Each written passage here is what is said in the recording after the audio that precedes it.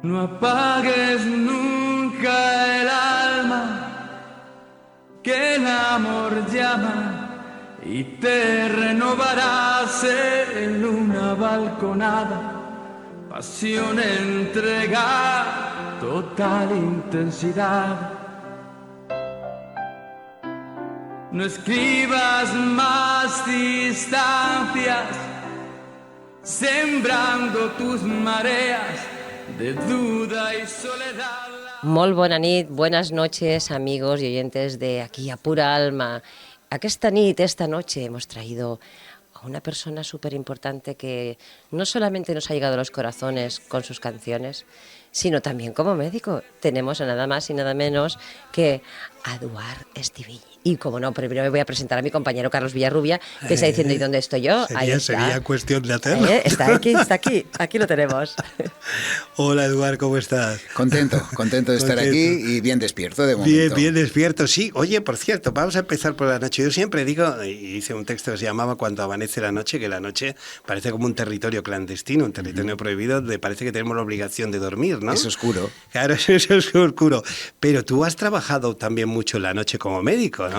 Bueno, y ahí has llegado a conocer un poco cómo se maneja el cerebro humano en la noche, ¿no? Es así, yo soy especialista europeo en medicina del sueño, aparte de neurofisiólogo y pediatra, y me he dedicado desde hace más de casi 45 años a lo que es la medicina del sueño, primero en niños y después también en adultos. Por lo tanto, todo lo que se refiere al dormir, sabemos algo. ¿Sabéis algo? Oye, ¿verdad? ¿Es posible que se duerma mejor cuando se tiene sentido del porvenir? Es decir, cuando uno viaja por el día o por la actividad con ilusiones y normalmente luego el descanso aparece reparador cuando tú le has dado al cerebro, ¿no? Lo que le tienes que dar. Es un poco así. Mi abuela, cuando yo le expliqué lo que me dedicaba, dice, uy, esto del sueño, pues esto es muy fácil, ¿no? Solo duermen mal los que no tienen la conciencia tranquila. ¿No le faltaba razón? Con lo cual tiene toda la razón. Yo decía, bueno, esta abuela no sabes mucho de esto, pero sí, en el fondo, una de las causas más del mal descanso, como tú bien dices, es lo que sucede durante el día. Entonces, si tenemos un día tranquilo, agradable, con perspectivas, optimista, seguramente dormiremos mejor. Y es verdad, fíjate, yo creo que ahora, además que tenemos que hacer un poco, no digo que de filosofía, pero sí en esos aspectos, ahora hay mucho como una urgencia de querer controlar la vida, mucho coach que te dice, tienes que gestionar las emociones, tienes que controlar la vida. ¿No sería más interesante a veces dejar un poco que la vida, flexibilizar un poco todo eso y dejarnos un poco sorprender por la vida, ¿no? Sí, esto se entiende muy bien si explicamos que el hecho de dormir está relacionado con nuestra actividad rítmica de estar despiertos, estar dormidos. Entonces, estamos despiertos en función de lo que nos toca vivir y la forma de ser. Bien es cierto que en la evolución de los años lo que nos toca vivir ha ido cambiando. Por ejemplo, el sueño de nuestros bisabuelos, al menos el mío, era mucho mejor que el que tenemos ahora. Más que nada porque el bisabuelo estaba vivía en función de sus ritmos externos, es decir, se levantaba a las 5 de la mañana cuando salía el sol.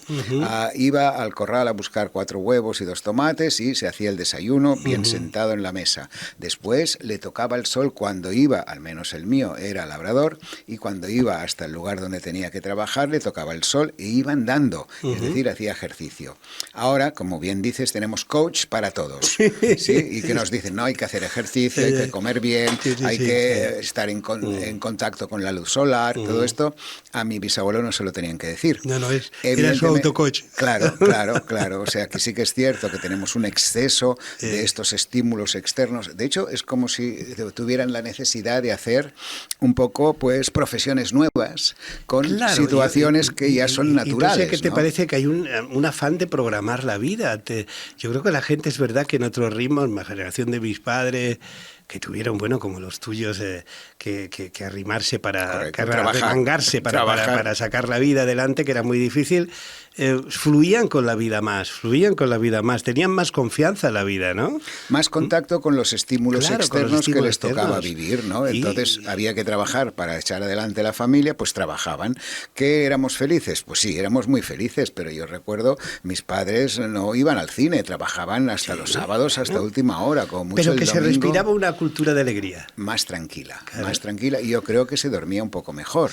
Hoy en día los estímulos externos, sobre todo de información, información hacen que lleguemos a la noche totalmente colapsados. Y esto hace Y, que no y durmamos y a bien. veces es verdad que a veces sobrecargamos nuestros horizontes de demasiadas expectativas, ¿no? Y Claro, eso yo creo que claro. al cerebro no le debe gustar nada, ¿no? Y esto es especialmente cierto en las mujeres. Fíjate tú que hoy en día la mujer se ha incorporado al mundo laboral, pero no se ha desincorporado del mundo de la casa, Claro. con lo cual lleva doble presión. Ha de ser la mejor en el trabajo, la que sepa idiomas, la que hable, la que haga ejercicio, que esté guapa, que sepa hablar. Esto en el trabajo, pero es que después en casa tiene que preocuparse de quién compra el papel de váter, Sí, y quién el compra... soporte emocional, claro. Totalmente. Entonces, la claro, carga hace emocional, que la sociedad hoy en día llegue al final de su día mucho más presionada y esto hace que durmamos peor.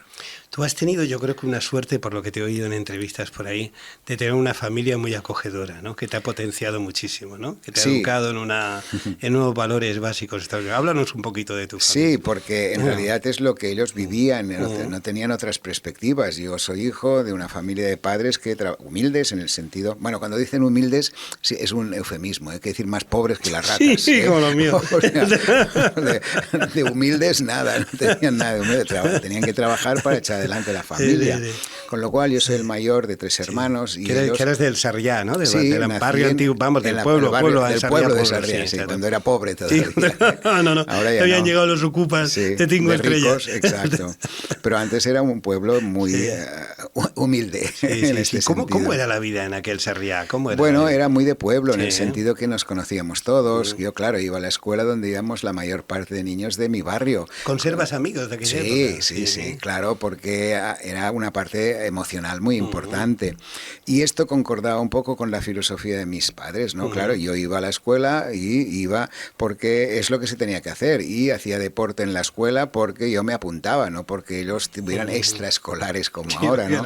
Y se comía en casa lo que tocaba, ¿no? O sea que esta educación tampoco la he vivido como rígida, ni al contrario, como una cosa muy natural y llena de cariño, como tú dices. Claro, el cariño que yo creo que es la sustancia nutritiente Sí, de la vida. lo que engloba todo, Lo que lo que engloba engloba. todo, ¿eh? Y una de las cosas que hicieron era cuando yo tenía 14 años o 13 años, era apuntarme a un grupo de Boy Scouts. Ellos Mira, pensaron el alma que... exploradora ya. Bueno, ellos pensaron que... Bueno, y los sonidos musicales que en los Aquí Boy Scouts empezaron, ¿no? Aquí empezaron. Pero ellos pensaron que una actividad como esta podía ser buena para no estar todo el día en la calle. En aquella época jugábamos en la calle. Sí, yo claro, también, sí. un niño de 14 años en la calle, bueno, era un poco distinto que un niño de 14 años que era Boy Scout, que era responsable de otros niños más jóvenes, y esto me ayudó muchísimo. Te ayudó a organizarte, ¿no? Muchísimo. Y ahí, claro, había mucha actividad de los centros parroquiales, ¿no? Claro, Aquella época, estaban claro. ligados, Sí, estaban muy ligados. ligados, ¿no? Yo concretamente en mi agrupament, que se llamaba, que era el grupo donde íbamos, estaba ligado a la parroquia de Santa Inés, que está en Gracia, en San Gervasio, un barrio de aquí Barcelona. Sí. Y fue allí por casualidad, porque un compañero de la escuela también asistía a este grupo de Boy Scouts y mis padres hablaron con sus papás y me les dijeron, mira, que vaya allí, que es un buen sitio. Claro, esto me llenó de responsabilidad. Tú piensas que con 16, 17 años como mucho, era responsable de 5 niños que iban entre los 11 y los 16 años. Yo iba a hablar con los padres, me los llevaba de campamento, organizaba actividades ¿Y has tenido culturales. siempre capacidad para organizar, para mover grupos? O sea, se te ve una persona con autoridad, pero sin voluntad de poder, o sea, que con una autoridad real de que la gente se agrupa alrededor tuyo, pero sin dar órdenes, ¿no? Esto es lo que me dicen ahora, y yo creo que puede ser verdad. Sí. Yo entiendo que el liderazgo es algo que natural. lo tienes que comunicar de una forma natural. No sirve nada liderar con gritos, liderar. Y esto lo aprendí en los Boy Scouts, en el sentido de que, bueno, pues había niños que a lo mejor los papás cosas muy sencillas, no les dejaban ir de excursión porque padecían, ¿no? Sufrían, pobret, donde ir a este chico con 14 años, con La este otro. sobreprotección, famosa. Claro. Y esto yo lidiaba con esto, pero me entendía bien con los padres estaban encantados conmigo y esto me ayudó muchísimo. Y ahí empezaste, supongo, a tocar la guitarra, música, ¿eh? sí. La música, claro, porque era una actividad, digamos, paralela, casi. Claro, mis compañeros de escultismo, una de las actividades era cantar canciones y en aquella época pues teníamos 10, 15 La Val del canciones. Club Vermell no faltaba. No, todavía no, todavía no había llegado. había llegado. vendrá después. Ya verás. Después, No, en aquella época era Bosch o Usañó, negros espirituales, es verdad, sobre sí, todo. sí, es verdad, claro. Negros claro, espirituales, antes de toda la fase que ahora te Sí, contaré, del folk, de la folk, parte que es lo que folclore. aportamos nosotros Claro. después de yo llegar de Estados Unidos. Entonces, en aquella época ya sacaron algún disco los Beatles y hicimos un conjunto, con 16 años Anda. monté mi primer grupo, yo no, con tres amigos más, que nos llamábamos els Grills Grillats, que Está bien. significa Qué bueno. los Ya- grillos ya tiraba un poco el locos. loco por el terreno, Sí. ¿no? Y allí empecé a rascar la guitarra y Ya. recuerdo que el primer acorde era el de A Hardest Night, el de los Bien, Beatles, bien. y después algunas canciones Bien, de los bien. Beatles. Total, autodidacta total de la música, pero ya empezábamos. Ya empezabas a escuchar sobre todo Sí. a través de la radio, sobre todo que se escucharía. Solo ¿no? había esto. Los sí. programas esos Radio de- Juventud. Radio Juventud, claro, que hemos traído Javier Artiga Sí. y a clásicos de aquella época que eran los Payardó, Don Pollo, Don Pollo de Pallardó. Rivas Castro. Brutal. Qué generación, Qué generación, ¿no? Qué pioneros. Salvador Escamilla también, Sí, sí, en qué mucha gente. No, Tino Romero. Tino Romero, el pobrecito, Rafael Espectacular, Turia. Rafael Turia. Y había un programa así emblemático que se hacía desde Madrid de Ángel Álvarez, de uno que era piloto de Ajá, aviación ajá. y que trajo los primeros discos. ¿Ah, Ahí sí? se empezó a escuchar. Como Vale. él viajaba por medio mundo, era piloto de Iberia. Era que se llamaba Vuelo 503 o algo así, es un qué programa bueno. histórico, porque en ese momento no estaban los discos en circulación No, en España, qué y va. entonces pues Peter Polamberi, Sí, tardaban Mamas 3 o and the 4 años en Papas, los Beach Boys, todos aquellos sonidos que parecían extraterrestres, ¿no? Sí.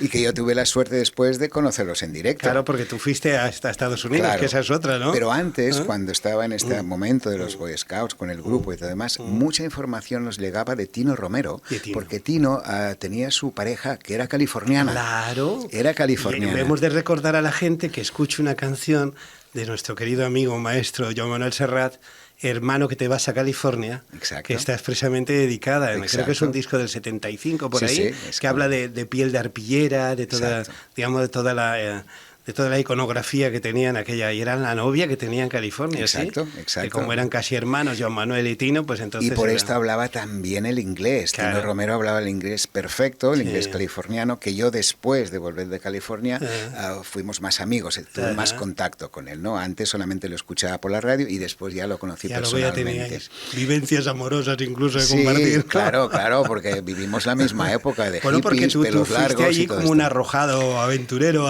Bueno, fue- a las tierras de San Diego y compañía, ¿no? Este fue el mérito de mis padres. Sí. Yo con 17 años estudiaba francés en la escuela y un día viene mi madre y me dice, tú tienes que ir a América. ¿Y América para qué? ¿Y ¿Al fin América o ¿Dónde América? está América? En aquella época ni ella sabía, pobre, dónde estaba América. No, tienes que aprender inglés, Ya. me dijo. Inglés, pero si ya sé francés, no hace falta. Sí, que lo que enseñaban en aquello. Hablo en el año 66. Una madre No, muy 65. sabia. Sí. Una madre Sabia muy la madre. sabia, muy sabia. Bueno, era una mamá con una inteligencia emocional importante, ¿no? Producto de vivir una guerra, de con 14 años no poder ir a la escuela y echar adelante una familia, etcétera, etcétera. Con lo cual, su niño mayor, que era yo, tenía que saber inglés. Entonces yo le dije, esto yo con 16 años, ¿no? Entonces le dije, pero si no tenemos ni un duro, ¿cómo vamos a ir a un país? Dice, no, tú no te preocupes del dinero, no sé qué. Ya me lo montaré yo. Sí, ¿y sabes cómo lo hizo? A través de Intercambio, ¿no? sacerdotes de la parroquia. Tenían un grupo de sacerdotes en América, que ya no sabía ni dónde era, que hacían intercambios con estudiantes. Claro. Entonces ella consiguió que esta asociación consiguió que un chico de América viniera a Barcelona y el chico de Barcelona, que era yo, fuera a América. Y así me encontré, por casualidad, porque ella nos cogió el lugar, yo no, evidentemente yo menos, porque yo no quería ir, porque aquí ya tenía mi grupo de música, mis amiguitas, mis Boy Scouts, yo ya tengo 16, 17 años, ya tienes mucha actividad, mundillo, ¿no? tu Que mundillo, claro, claro. ya tienes algo, ¿no? Entonces me encontré de golpe y porrazo un día en un aeropuerto donde me tenían que venir a buscar. Yo tenía un papelito solamente con el nombre de un pueblo, que es Carlsbad, y el nombre de una familia, que era Merkel.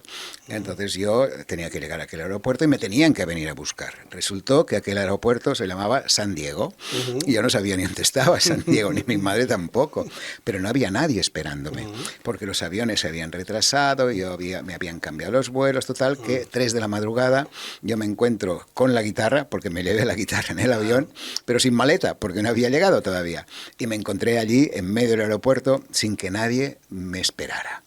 Entonces, lejos, y esto debe ser cuando uno tiene esta edad y que ha vivido la educación que ha vivido, del camino que tienes no que me, seguir, ¿no? no me agobié. O sea, Del camino. no noté en absoluto la sensación, ostras, ¿qué hago aquí? Estoy perdido en medio del mundo, no sé dónde estoy.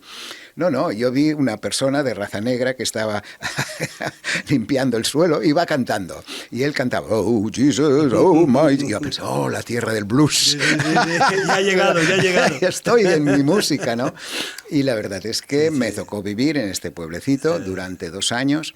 Claro, y como en aquella época, por más que porque hubo un momento al principio que yo no me adaptaba. Yo no sabía ni una sola palabra de inglés. ¿Estuviste allí? 2 años. 2 años, fíjate. Pero no sabía ni una sola palabra, con lo cual el primer mes pues no me podía comunicar. La familia era súper agradable. Y no podías regresar, no regresabas a España a menudo. De vez en Claro, cuando, ¿cómo ¿sabes? quieres que regrese si claro. les costó un dineral Claro. pagar? Ellos pagaron solamente el billete de ida, todavía no habían pagado el billete de vuelta, y todo lo demás corría a cargo de la familia americana, y ellos aquí se hacían cargo de la persona americana que vino a mi casa.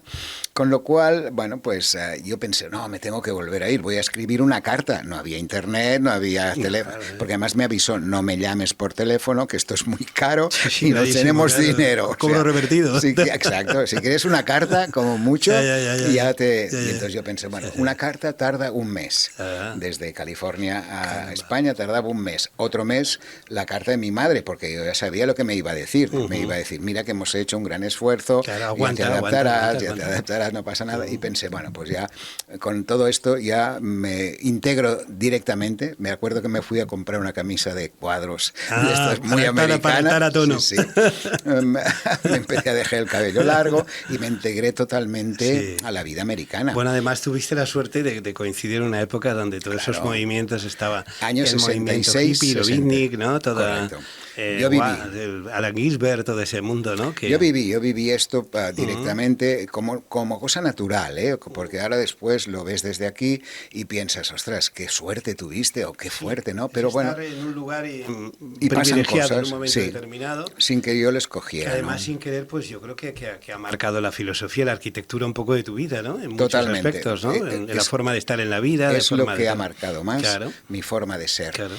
Por dos razones. Primero, el contacto con esta cultura que dices, que era una cultura... La gente piensa aquí, no, los hippies solamente era amor libre y todo esto era mentira. Era toda una filosofía detrás muy potente. Esa filosofía... A ver, Jack Kerouac, Alan Ginsberg... Ginsberg, bueno, yo creo, al repasar un poco tu figura y demás, digo, esto es como el peso del mundo de Alan Ginsberg, es decir, la vida consiste en quitarse el peso que nos pone el mundo encima, ¿no? Entonces, el artificio de peso del mundo encima, esa filosofía fantástica, más allá de las florecitas y todo esto. Correcto, ¿verdad? y lo aprendes sin querer, o sea, no éramos la generación y aún ahora del we generation, que hacíamos las cosas por los demás, ¿no? Exacto. Y mi integración fue total, yo jugaba al fútbol americano, jugaba tenis, jugaba a todo lo que se tenía que jugar, yo lo jugaba. Y el amor también, claro, los amores también, ¿no? Esto fue una cosa que me encontré que me encantó, claro, yo era el estudiante extranjero, era el único que había, y con lo cual la escuela era limitada porque era un pueblecito pequeño, en aquel momento éramos, me parece, 8.000 habitantes, ahora son más de 200.000, y claro, yo enseguida pues tuve mis primeras relaciones amorosas con una cheerleader, evidentemente, yo era el estudiante extranjero, encima tocaba la guitarra, yo tocaba en la banda de la escuela, yo hice de todo, ¿no? Y esto, te decía antes que esto cambió mi vida porque... Y tuviste que trabajar un poco para mantenerte en paralelo, ¿no? Iba a la escuela, me tocaba las clases, pero después trabajaba en una gasolinera poniendo gasolina a gallon, y, que eran 4 litros, y después en los supermercados había estos ayudantes para poner las cosas en las bolsas de papel, y esto lo hacíamos los estudiantes. Sí, las cositas para apoyarse, claro. Sí. Pero tuve la suerte de vivir en una familia extraordinaria, en el sentido de que, bueno, pues no faltaba de nada, el padre era médico, claro, la mamá pero eso es era... fundamental también, ¿verdad, Eduard? Para que ahora la gente, yo creo que está muy sobreprotegida, empezar a ganarse la vida, empezar a saber lo que cuesta lo que cuesta el bocadillo que te comes o el kilo de pescado que te compras, ¿no? Valorar ese tipo de historia desde pequeño, aunque luego puedas tener una vida acomodada, pero tener esa percepción. Tienes toda la razón del mundo. Mira, después te explico la evolución de esta historia, que es muy bonita de contar, pero ahora mismo mi nieto, yo tengo 3 nietos, he tenido una sola hija, pero 3 nietos, y el nieto mayor está en Santa Bárbara, también un intercambio de estos. Y recuerdo que los primeros días me decía, abuelo, tengo que ir al laundry, y esto cuesta dinero. Claro, el laundry es la lavandería. Entonces él, claro, está solo allí en una residencia, pero tenían que ir a lavar la ropa como si viviera solo en un piso, ¿no? Claro, el tío se espabila y es lo que tú dices, te da sentido de responsabilidad, ¿no? Entonces, 2 cosas influyeron mucho en mi vida, ¿no? Primero, el abrirme de mente, es decir, aquí, cuando estás en una sociedad como la española en aquel momento, era blanco o negro, es decir, yo vivía la dictadura en el sentido en que era la opresión, ya dentro de los Boy Scouts, pues estábamos sensibilizados con los movimientos más democráticos, más democráticos en general, nacionalistas, etc. En cambio allí, sí, no era tanto nacionalista en aquel momento, sí, pero de más democrático. de Sí, cultura, cantábamos de en catalán, pero porque éramos de libertades en general. Exacto. Entonces, allí, cuando llegas allí, claro, ves, por ejemplo, yo, como todos los chicos de mi edad, y muy probablemente a ti también te pasaban algo parecido, aunque eres mucho más joven, es que solo había una religión, es decir, todas las demás eran el diablo. Es decir, o eras católico, y tú, si eras protestante, si eras adventista, todo esto era el demonio, ¿no? Claro, llego a Estados Unidos y lo primero que veo son 10 iglesias diferentes. El Séptimo Día, los adventistas. Yo pensé, no puede ser que todos sean el diablo, ¿no? O sea, te abren la mente, ¿no? Te hacen ser tolerante y respetuoso. Que incluso ahora lo tenemos, ¿no? Incluso las cosas que están pasando, que España, ten en cuenta que no ha hecho en realidad una revolución burguesa, no ha hecho una revolución industrial. Exacto. No hemos pasado eso, no estamos en una estructura democrática real. Realmente, si hay unas élites que gobiernan, no admiten que existan otras élites alternativas que gobiernan. Totalmente y cierto. utilizan cualquier tipo de pretexto teórico, el que sea. Y mira qué ejemplo más claro que yo aprendí allí, y era con respecto al himno nacional. Claro, en la escuela, cada día cuando entrábamos, cantábamos el himno nacional, pero el himno nacional no representaba una tendencia política. Simplemente era la manifestación de un país. Sí. Entonces era igual que tú fueras comunista, anarquista, extrema derecha, da igual, pero aquella es tu... sí, era un punto de reunión. Claro. Aquí, en cambio, siempre nos la han asociado a una idea política. Claro. Que si el himno español a los fascistas, que si el himno catalán a los separatistas. Sí, que no tiene nada que ver, los dos, claro. No tiene que ver, bueno, no tiene nada que ver, pero yo creo que es una reflexión bien clara, ¿no? Que es que no estamos realmente en una democracia real todavía. ¿Cierto? Aquí no estamos en una democracia real. No hemos pasado como los franceses, que decapitaron. Tú, además, que vienes de hacerte tu propia carrera, de abrirte paso, pues una sociedad que sigue guardando muchos rasgos clasistas. Totalmente. Y que incluso tú ves bandas políticas enfrentadas, pero luego las ves reunidas con los hijos en los mismos colegios y en las mismas unidades. Está claro. Y son estrategias muy parecidas. Y es hipocresía total en este sentido, ¿no? Y esto me ayuda mucho en mi vida, ¿no? La segunda cosa muy importante fue el idioma. Claro, tú piensas que cuando llegué aquí, evidentemente en aquella época nadie hablaba inglés, y menos como lo hablaba yo, que hablo como si hablara el castellano. Fíjate, I can speak English without any problems, ¿no? Además con buen acento, ¿no? Esto me abrió muchísimas puertas, sobre todo a la hora cuando estudiaba, hacía trabajos en inglés. Para la parte médica, claro. Esto fue fundamental. Daba clases, o sea, me ayudó mucho. Oye, ¿y la medicina fue una vocación desde el principio o fue un descarte? Te vas a reír, ¿eh? Cuando tuve que volver de Estados Unidos, cuando se terminó ya la beca y todo esto, y entonces, bueno, tenía que estudiar, ¿no? Mis padres me dijeron, bueno, estudia lo que quieras, ¿no? Que en la época no te decían nada. Y yo recuerdo que pude elegir lo que me gustaba, ¿no? Pero no me gustaba nada. Yo lo único que quería era volverme a ir a Estados Unidos, porque allí había dejado a mi novia y a mi familia y mi banda de rock and roll. Ya estabas y todo. Fíjate, claro, cómo cambió? Ubicadillo. ¿Cómo cambió todo, eh? Yo era Estaba más- ubicadillo ya. Yo era más americano que catalán o español. Sí, sí, Yo no sí, tenía sí. nada de Sí, español sí, ya, sí, sí, ni sí. de catalán. Entonces, claro, yo lo que quería era volverme a Estados Unidos. Imagínate yo lo ofuscado que estás con 19 años cuando vuelves de un lugar donde te ha, bueno, ha entrado muy profundamente en mi forma de ser, Además influenciado. que es un impacto grandísimo. Entonces claro. pensé, bueno, vamos a escoger la carrera más fácil. Imagínate tú cómo pensaba. Y escogí medicina. Caramba. Y pensé- Es un poco Claro. sentido de orientación difícil. Evidentemente me equivoqué. Bueno, me equivoqué, no, porque me gustaba. O Bueno, sea, te la gustaría ciencia en el fondo, humanista ¿no? me Porque gustaba mucho. Está sí. claro que es una carrera que tienes que tener un poquito de vocación. Sí, si sí, no, pero piensa que el primer año lo suspendí todo, porque me dedicaba a tocar la guitarra, a Bien, las bien. Iba manifestaciones con los progresando, grises, sí, claramente. claro. Yo el primer año solo aprobé una asignatura, por esto pude pasar, porque si no, bueno, en aquella época no ¿Y dónde había- lo hiciste? ¿En el en el clínico, porque todavía no había, el año siguiente empezó la autónoma, Ajá. pero yo fui todavía en el vamos, clínico. Y allí lo divertido es que tú no pasabas selectividad. Entonces ibas a la ventanilla, decías quiero hacer medicina, pagabas, no sé, 1.000 pesetas o 3.000, no sé cuánto era. Y para adentro, Y para para adentro, sí, sí. Y llegabas allí el primer día, hola, hago medicina, ¿dónde está la clase de primero? Dice allí en el Paraninfo. Yo no sabía ni lo que era el Paraninfo. Abro la puerta y veo a 2.000 tíos allí en el Paraninfo, eran los alumnos de primero. Sí. En primero se matricularon 2.200 y terminamos 300. Ya, claro. Pero claro, es que a segundo solo pasaron la mitad y a tercero una cuarta parte. Oye, Es una ¿cuál fue selectividad el natural. impacto cuando tú te encuentras claro, en esos ejercicios? Yo, por los amigos que han hecho medicina y demás, cuando te toca trabajar con un cuerpo humano, ¿no? El primer impacto de aquello debe ser imponente cuando no lo has hecho nunca, ¿no? Bueno, siempre, nunca me ha afectado mucho. ¿Nunca te ha afectado? No, porque entre otras cosas, Porque hay por incluso ejemplo, médicos que le han afectado toda la vida te mucho. cuento la historia de Sí, un sí. amigo mío. Sí, sí. A mí nunca me ha afectado mucho porque, por ejemplo, cuando era Boy Scout me gustaban los animalitos, los Ya, ya. cogía, los Ya los disecaba. abrías ahí por Sí, ahí. ya, pero no como médico, sino como Ya. curioso, ¿no? Y Ya, recuerdo que encontré una salamandra un día en una excursión, me la llevé a casa, le puse Mm. un acuario, un terrario, y estas cosas no me impresionaron. Pero sí que te cuento que del grupo de amigos de primer curso hacíamos prácticas en el clínico, ¿no? Y nos hacían subir a un anfiteatro y abajo había los cadáveres que Sí, hacían sí. autopsias y todo. Bueno, un amigo mío, el primer momento que vio un cadáver, cayó al suelo desmayado Sí, lo y digo. nunca más pudo ver. Ahora, Nunca este pudo. hombre Ajá. hizo psiquiatría, Anda. con lo cual un psiquiatra buenísimo, ha llegado Ya, a ya. ser catedrático de la Ya, ya, universidad, ya, pero no ya. ha visto en su vida un enfermo. Sí, sí. Porque a la que ve un Sale enfermo se cae corriendo. al suelo. ¿sí? Sale corriendo, El pobrecito. psiquiatra y Sí, sí, la sí, sí, psiquiatría sí, y sí, todo sí, sí. esto.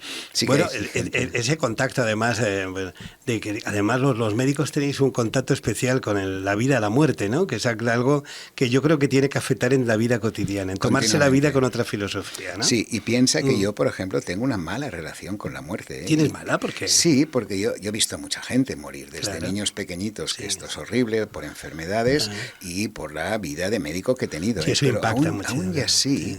ver un coche de muertos no me gusta. Estoy en un Sale tanatorio. corriendo. No salgo corriendo, pero no es una ¿Pero qué, por cosa... superstición? Por nada. Por ejemplo, los cementerios, hay gente Sí. que le gustan. Bueno, a mí no me gustan los Los cementerios, cementerios. ¿no? Y sé que evidentemente la muerte es una condición sine qua non de la vida, ¿no? Sí, sí, sí. Y que la hemos de pasar y que, bueno, no pasará nada, no estaré traumatizado No, hombre, cuando, claro. y ni, por ejemplo, cuando han muerto mis padres. Sí, lógico, ¿no? Por suerte no he tenido ninguna muerte cercana menor que yo, pero Sí. por lo menos no. Pero no me gusta. O sea, la pregunta es, ¿te gustan los cementerios? No me No. gustan. Sales corriendo, No, sales ¿te gusta corriendo. ver un coche de muertos? No me gusta. O sea, Bueno, no pasa y entonces nada. vamos a ver, porque ahora eso coincidía más o menos con los orígenes de Falsterbo, ¿no? Cuando Sí. ya vas haciendo. Sí. Bueno, ya un poco para no... Esto para- viene de América. Claro, entonces ahí realmente la gente hay que recordarles que pueden ir a estos discos recientes vuestros de recuerdo tan fantástico con esas versiones de John Denver, de Tom Paxton, de tanta gente ilustre, ¿no? Ahí en algunas de esas adaptaciones se trasladaban un poquito toda esa filosofía, ¿no? Todavía nos podemos seguir preguntando dónde están aquellas flores, ¿no? Exactamente, y porque queríamos cambiar el mundo Claro. y cantamos canciones Claro. como El día que el barco vendrá, de Bob Dylan y cosas Claro. de estas. estas. Yo tuve la suerte de vivir este momento en California en directo y sin quererlo, sin buscarlo. Claro, yo he visto en directo cantar a Peter, Paul and Mary como estamos tú y yo, cantar a Pete Seeger, ver a Bob Dylan, ver Mamas and the Papas, ver Beach Boys. Claro, y todo esto lo vas asimilando como una cosa normal. Los viernes, por ejemplo, tocábamos la banda, después íbamos a los partidos de fútbol americano y después íbamos a los conciertos. Claro, la gente que venía a los conciertos o los que cantaban eran esta gente, porque en aquel momento todavía no eran conocidos o muy famosos. Yo allí vi desde Stephen Stills, que cantaba en el grupo... Supergrupo. Sí, y los Hollies, que cantaba Graham Nash, los Byrds, que cantaba David Crosby, claro, Loving Spoonful, por ejemplo, cantaban a Graham Neil Young. Cat Stevens ya no llegaste a ver, ¿no? Era más tarde y venía de aquí. Aunque habéis hecho adaptaciones también. Venía de aquí, sí. Pero allí es donde me imbuí de todo este tipo de música, porque es la que cantábamos allí. Entonces, al volver aquí, fue cuando, por mimetismo y porque me gustaban este tipo de música y aprendí a tocar la guitarra con este tipo de acompañamientos, muy basado también en las voces, como hacían los Byrds. Y para mí, el folk rock era muy influyente en mi música. Empezamos a traducir canciones y estas canciones las íbamos cantando con otro grupo de compañeros que formamos lo que se llamaba el grupo de folk. El grupo de folk, sí. Que allí estaba desde Pau Riba, estaba Jaume Arnella, estaban las Tres Tambors, estaba toda esta gente. Isidor Marín también, ¿no? Esto fue con nosotros, sí. Claro. Y estaba Falsterbo. Falsterbo es divertido el nombre, porque es un nombre muy raro. Con los Boix, ¿no? Chesco Boix y compañía, claro. Sí. Uno de los miembros de este grupo de folk era Chesco Boix, que tenía un hermano, que es Joan Boix, que era íntimo amigo mío. Y cuando llegué de Estados Unidos, lo primero que me dijo es, oye, ¿por qué no cantamos juntos? Él cantaba muy bien y le gustaban ya este tipo de canciones, porque su hermano, Chesco, también había estado un año antes en Estados Unidos y él mismo también había estado, con lo cual este tipo de música era muy familiar. Empezamos a traducir canciones y a cantarlas. Entonces llegó un día que éramos dos, Juan y yo, en aquella época, y además el nombre era muy original, era Joan y Eduard. Iba improvisando. Joan y Eduard, como Juan y Junior, Manolo y Ramón, pues lo mismo nosotros, Joan y Eduard.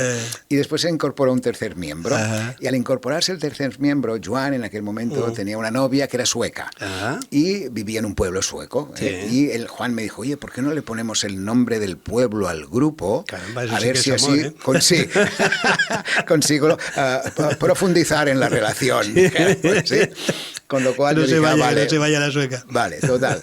Que el nombre se llamaba Falsterbo, que en realidad es Falsterbo, que es un pueblo de Suecia. El pueblo que está más al sur, al lado de Malmö, está Falsterbo. Entonces el nombre se quedó, pero la sueca se fue al cabo de un mes. Suele ocurrir.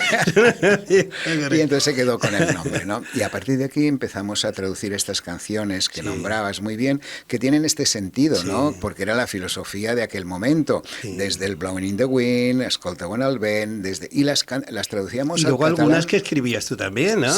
Sí, hacíamos pinitos. Como era de casa en casa. Sí, y todo esto, ¿no? Sí, pero en realidad el fuerte de las canciones era las adaptaciones. Las adaptaciones que hacíamos del folk americano. Y que del eran folk toda rock. una filosofía, ¿no? Que pertenecía a este grupo, a este movimiento. Country Road, el Camirral de John Denver. Es espléndida canción, es una filosofía. Claro. John Denver aquí lo conocimos cuando entró el catálogo CBS, ¿te acuerdas? Porque era el catálogo CBS que no se conocía, que era como el 69, 70. Sí, también nos trajo a Santana, a Chicago, a toda aquella gente.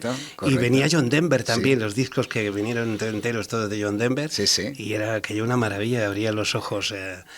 Sí, era este tipo de música que aún ahora, por ejemplo, claro, yo te digo que tengo 3 nietos, ¿no? Y el mayor es 18, y claro, la música que escuchan no tiene nada que ver con aquello, pero cuando oyen este tipo de música, les gusta. O sea, es increíble como un chaval que baila el reggaetón y mueve el culo, pues le guste John Denver, ¿no? Es increíble. ¿Cómo no? Increíble. Porque además es hay algo, entiendas o no el idioma, hay algo que te indica que te va trasladando, ¿no? Como una filosofía de ruta, como de camino real. Y luego son músicas con mucho paisaje. Correcto. Enseguida te imaginas Descriptivo. geografía, espacios abiertos, ¿no? No tan cerrados, o sea, conectas la mente con esos espacios. ¿Y cómo os llevabais con toda la gente de la Nova Cançó, que eran más así? La verdad era más académicos, Más ¿eh? académicos, O sea, sí. ellos eran Más los estrictos, académicos, Sí, de- bueno, porque empezaron una obra muy Aunque buena. gente como Espinazo, eso siempre os trató muy bien, ¿no? Sí, todos. No, Sí. tenemos siempre muy buena relación. Lo que pasa que ellos consideraban que nosotros éramos los jóvenes Serie B. desaliñados Sí. y hippies, que éramos, Sí, sí, sí.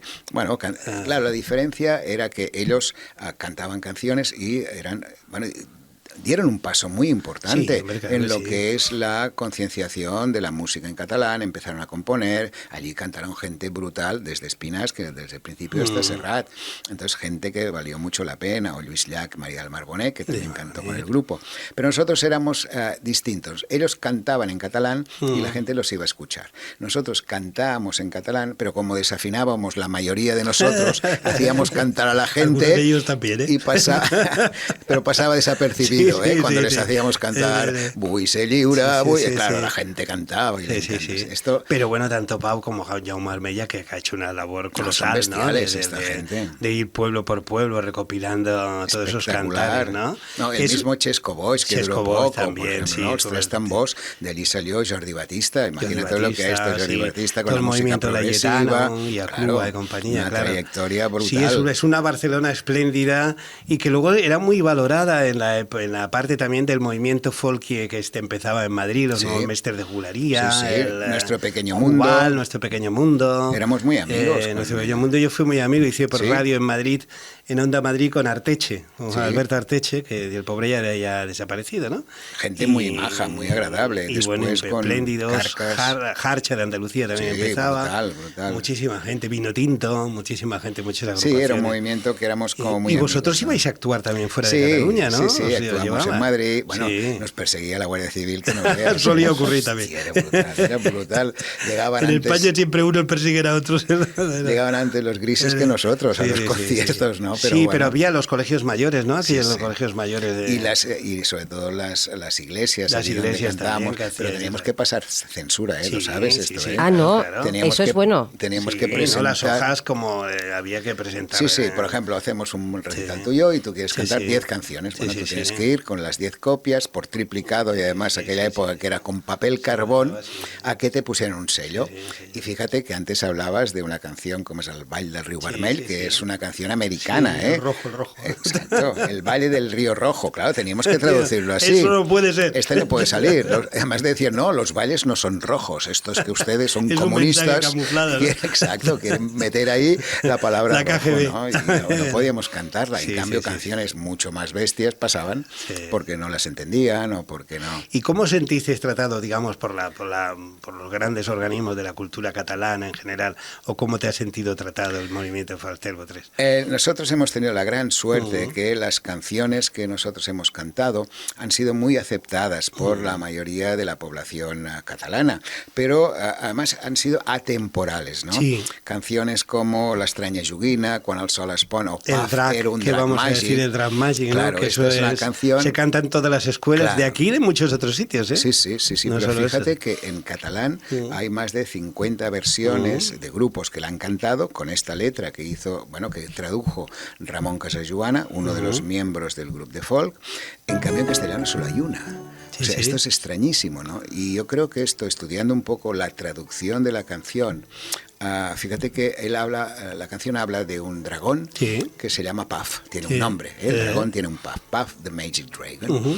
Y hablaba también de un niño, y el niño en inglés se llama Jackie Paper. Sí, ¿sí? sí. En cambio, en catalán es el nen. El nen. En general. Sí, en general, Con lo sí. cual esto ha hecho que la canción se le hiciera suya Sí, todas las muchísima generaciones. gente en ¿no? escuelas. Llegó a ver una serie de dibujos también, ¿no? De todo, todo. libros, bueno, de todo ha habido.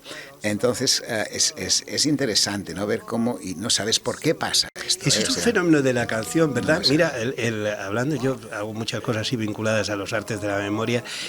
Siempre te dicen los neurólogos que las canciones es lo último que olvida el cerebro humano. Es curioso eso, ¿no? Sí. Que con- Debe impregnarse en una zona del cerebro Sí. que debe Yo traer... experiencia del compañero, casi hermano Aute, el pobrecico que ¿Qué? desapareció también, pues Cristina Narea le iba a cantar cada semana y cuando ya después del ictus y demás no estaba sentado en un sofá y cantaba el estribillo de alguna canción y luego volvía a su estado natural. Digo, qué mecanismo tan extraño, qué fuerza debe tener eso, ¿no? Sí, sí, Para y mover sabemos eso. poco de cómo la claro. música influye en el cerebro, porque evidentemente debe haber conexiones específicas musicales Claro. que hagan que una persona responda de una manera o de otra, o que una persona afine y otra que no afine ni que lo maten. Incluso cuando escuches una melodía te haga recordar. No, esto seguro. Seguro, te haga Las recordar de igual, una forma... Igual que los olores. Claro, ¿Te has igual. Hay olores que te recuerdan Sí, una recuerda cosa. el olor ese cuando subías en las escaleras que estaban Por cocinando, ejemplo. cuando se cocinaban. Por ¿no? ejemplo, yo recuerdo el olor de clorofila. Sí. La primera vez que cuando fui a Estados Unidos, claro, aquí yo no había olido clorofila en mi vida, porque vivía en este pueblo que era Sarriá, que no había un jardín en ningún sitio, ¿no? Y allí, el primer día que llegué a la escuela, claro, había unos prados enormes que era, bueno, era hierba, ¿no? Y lo acababan de cortar y noté el olor de El olor clorofila. ese, claro. A partir de entonces, siempre que huelo este Y olor... verdad que luego puedes me viene reconstruir la todas escuela. las escenas, cómo tirar de un hilo, Sí. puedes reconstruir, de repente reconstruir todo. ¿Cómo convivimos con ese gran desconocido que es el cerebro? Tú que le has dado tantas vueltas, ¿no? Bueno, es un enigma, pero es un enigma súper interesante Sí. que justifica esto que decíamos, ¿no? Porque esta canción concretamente ha hecho que toda nuestra música, y preguntabas cómo habíamos sido tratados. Yo creo que nosotros, claro, al ser un grupo que hacíamos esta actividad que no era ni para ser famosos, ni para hacernos ricos, ni para ser populares, es decir, porque nosotros ya teníamos otras profesiones donde nos iba bien, ¿no? Entonces solo hacíamos para pasarlo bien. Claro, esto conseguimos que, por mi tozudez, yo quería que esto fuera muy bueno, o sea, yo no podía ser mediocre, ¿sabes? Cantando, o éramos muy buenos, o no éramos. Pasar la historia. Bueno, colaborar en algo, aportar Claro, en algo, ¿no? Hacer que nuestra música... Hacer las cosas pues, bien, por lo menos. Sí, y yo siempre explico que hemos sido el grupo amateur más profesional Es que que ha habido. suena muy profesional, ¿eh? Claro, es que tú cualquier escuchas- disco suena muy profesional, Claro. incluso aquellos primeros que tenían un poco un aire más naif, ¿no? Correcto. Pero Aún y así- suenan afinados, suenan bien, ¿no? Sí, sí. Suenan bien producidos, ¿no? Sí, y esta era mi idea. Yo no podía ser vulgar, yo no podía ser normal, ¿no? Y esto ha sido la motivación también de nuestro fin, ¿eh? Hace un año, en febrero del año pasado, decidimos hacer la última actuación. Para ello preparé toda una gira por los teatros más importantes de Cataluña y agrupé un grupo de músicos brutales, profesionales, que nos han acompañado durante todo este año. Y la actuación final la hicimos en el Palau de la Música. Fíjate. Allí estaba lleno Hicisteis hasta el un tope. montonazo de, ¿como cuántos recitales Sí, hiciste? eran 20, me parece, Caramba, en todas las ¿no? ciudades. Sí, en sí, todos sí. los- bueno, los auditorios que... Además era muy buena la relación, por esto que tú dices, ¿no? Que siempre nos han acogido muy bien. Es decir, cuando preguntabas cómo nos ha acogido la sociedad, yo creo que muy bien, ¿no? Ellos somos como los niños de casa, ¿no? Sí, Un poco sí, como claro. los amigos de toda la vida que cantan canciones y que les han ayudado, pues bueno, a pasar momentos Bueno, de hecho, agradables. es de saber que hay muchos cuadernitos esos de música Sí. que lleva la gente, Que están lleva las las canciones, pero aquí y en Madrid hay muchos sitios, Sí, ¿eh? qué fuerte. Digamos, esas canciones de colla, de compañía, sí, de sí. verbena, ¿no? Pues esto es lo que hemos... De acampada, esas canciones de Exacto. acampada. Sí, ¿no? sí, de excursiones, Sí, sí. de encuentros entre familiares. Y esto es lo que encontré yo en este último, hace 2 años, cuando empecé a preparar toda la gira. Claro, yo iba a hablar con los alcaldes directamente de las ciudades que yo quería actuar. No sé, recuerdo, Igualada. ¿Cómo se llama el señor alcalde? Yo no lo conocía de nada, pero bueno, me informaba en internet, hoy en día es fácil, le escribía un email y decía, mira, soy el Eduardo Estivil, que queremos hacer una gira, cantamos el Puff al Drag Magic, nos gustaría venir aquí. Claro. Al cabo de 3 horas me Tenía ya contestaba. todo el calendario Me hecho. contestaban. Claro. Claro, y he notado una gran amabilidad por parte de todo el Sí, pueblo porque, catalán hacia nuestra música. Claro, porque habéis sido, yo creo que habéis sido dentro de lo que vosotros podéis pensar o lo que sea, habéis sido amables, hospitalarios en vuestro sonido para todo tipo de gente. Yo creo que ha sido el hacer sí. algo como familiar, que pueda reconocerse cualquiera, piense como piense, de la forma que sea, y que pueda ser acogido bajo ese paraguas de ese sonido, ¿no? Exacto, no es un movimiento político, no es un movimiento reivindicativo, es un movimiento evidentemente cultural en el sentido, bueno, pues que emitimos una serie de sonidos, de ideas, sobre todo las letras. letras, hemos cuidado Sí. muchísimo las letras, y aquí el mérito ha sido de Isidor Marí. Sí, Isidor muy Marí bueno. ha sido un componente que Buen se ha letrista. integrado con nosotros, que es un espectacular poeta, espectacular, aparte de cantar muy bien, claro, él hace unas adaptaciones. Mira, te voy a contar una anécdota que es brutal. Cuando adaptamos una canción de Cat Stevens, que Sombra es de Yuna. Moon Shadow, Sí. ¿sí? Moon Que la Shadow, pondremos, la tenemos por ahí Sí. preparada para ponerla. Vale, Es cuando- una preciosidad de adaptación. Es brutal. Es muy bonita. tú sabes que cuando se hace una Y adaptación... muy moderna de concepto, de arreglo, ¿eh? Claro. Cuando haces una adaptación de una canción, tienes que pedir permiso. Sí, como el O sea, autor tú lo puedes, conozco, sí. tú puedes cantar una canción con la misma letra. Es Sí. decir, tú puedes hacer una versión, tú Sí, puedes sí, hacer una sí, versión rap. No, entonces, pero no, si tú haces una traducción de la letra, el autor tiene que autorizar la Porque además se ha traducción. de hacer, yo por la práctica, se ha de hacer un contrato particular ya del tema. No, Se hace seguro. otro- Si es no, como otra canción. Con Si otro no, no código. puedes. Sí. Entonces enviamos la traducción a Cat Stevens y a su editorial, y se la pasaron a él. Anda, ¿y qué dijo? Entonces, él nos envió una carta y dijo: feliciten, por favor, al señor que ha hecho esta adaptación, que considero que es mejor que la mía. La mía.